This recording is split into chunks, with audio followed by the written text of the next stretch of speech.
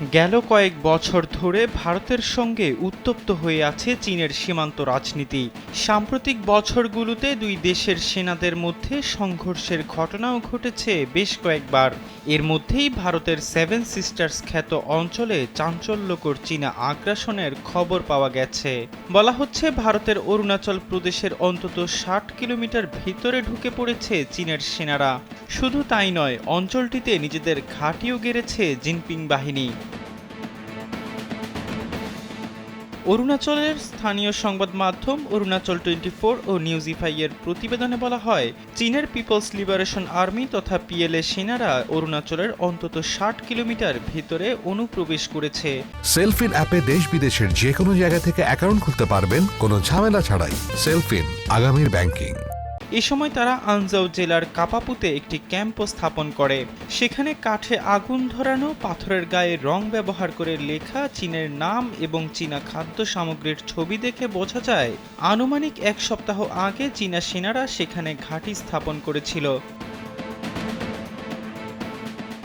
গণমাধ্যমে প্রকাশিত ছবিতে দেখা যায় চীনের সেনারা প্রবেশের পর পাথরের গায়ে চলতি বছরের চিহ্ন এঁকে দেয়, যা সাধারণত ভারতের কোনো অঞ্চল দখলের পর তা নিজেদের দাবি করার কৌশল হিসেবে ব্যবহার করা হয়ে থাকে।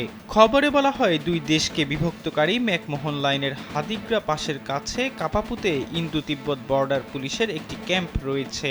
আর আনজাও জেলার নিকটতম প্রশাসনিক এলাকা চাগলাগাম ম্যাকমোহন লাইন থেকে প্রায় ৯০ কিলোমিটার দূরে অবস্থিত। এছাড়া চাগলাগাম থেকে প্রায় ৮০ কিলোমিটার দূরে পার্বত্য এলাকায় গ্লাইতাক্রু পাসের অবস্থান। এর আগে ২০২২ সালের আগস্টে সামাজিক যোগাযোগ মাধ্যমে ছড়িয়ে পড়া বিভিন্ন ছবি ও ভিডিওতে দেখা যায় পিএলএ সেনারা হাদিগ্রা হ্রদের কাছে নিজস্ব অবকাঠামো নির্মাণ কার্যক্রম দেখাশোনা করছে। সেখানে ৩টি খননকারী মেশিন দিয়ে খনন কাজ পরিচালনা করতে দেখা যায় চীনা সামরিক বাহিনীকে।